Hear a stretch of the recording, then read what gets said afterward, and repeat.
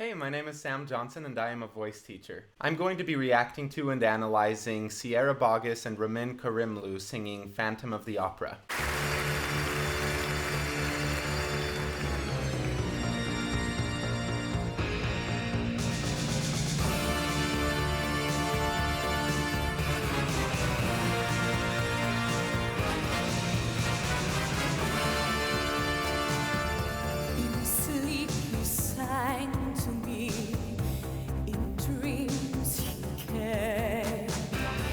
That voice which calls to me and speaks my name.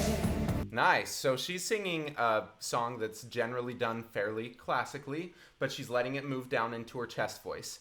That you can still sound like a classical singer if it moves into your chest voice, or especially when you're doing classical-ish musical theater type stuff. And do I dream again? For now I find Just lightens up like crazy at the top. the phantom of the opera is there. How she pronounced that, phantom, the phantom of the opera, that's one way to make things sound a little bit more classical. So if she went the phantom of the opera, that's not as classical sounding traditionally as the phantom of the opera. It almost sounds more pretentious, but that's kind of what they look for. Inside my mind.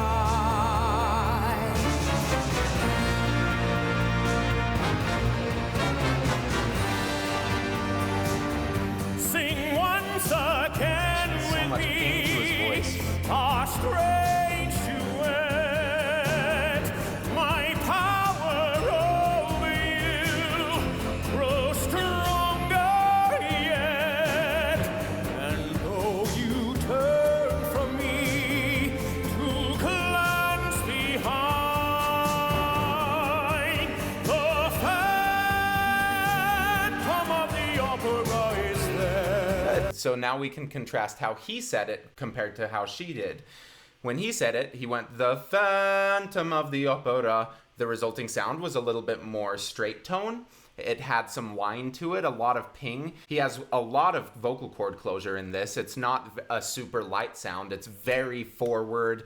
It's together. He's not wasting very much air at all. And the vowel is helping him get that kind of ping. It's almost creating a bell type shape with his mouth rather than just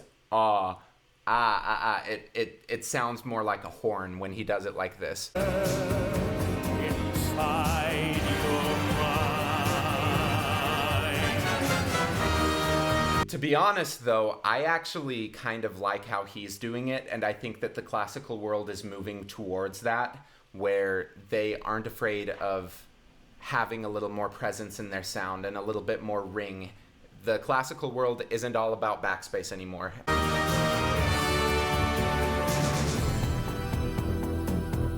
Those who have seen your face draw back in fear.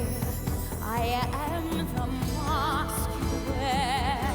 It's me they hear.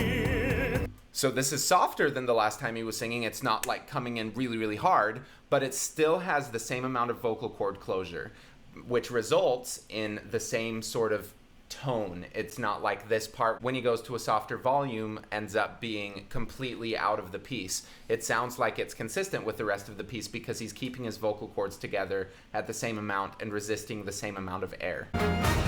In all your fantasies, you always knew that man and mystery We're both in you,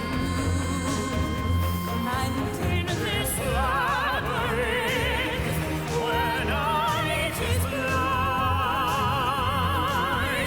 the phantom of the opera is here. Inside my mind, sing, my angel of music. the phantom of the opera. Sing for me.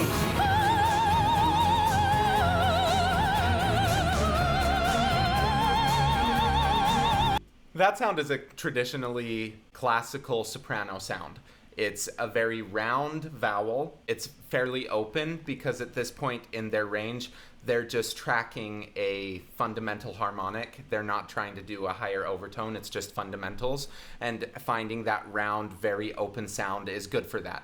It's the same reason that people pull chest voice up. It's just tracking it at a different point. So it's interesting to see her go to this place, this very round classical place, where through the rest of the song, it's been classical and round, but it still has had a little bit more vocal cord closure, a little bit more hang on. When she goes to this voice, it sounds almost like a separate voice up at the top of her range.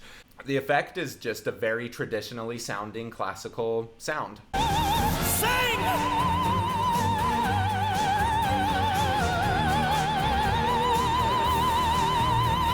Actually, as she keeps going, she has chord closure through that. She's not just leaking a ton of air. I think that she could connect that back down to her chest voice. She's not giving a ton of chord closure. It's a very small, thin sound, but it's definitely together.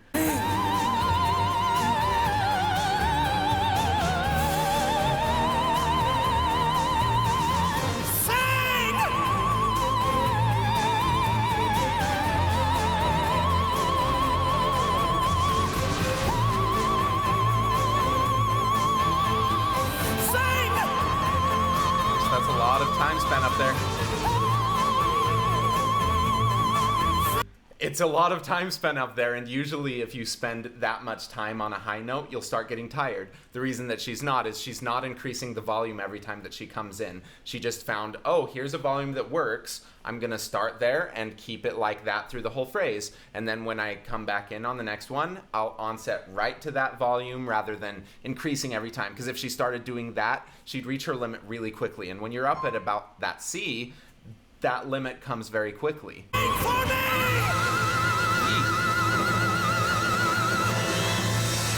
That's the F at the end. See how big her mouth is at that point?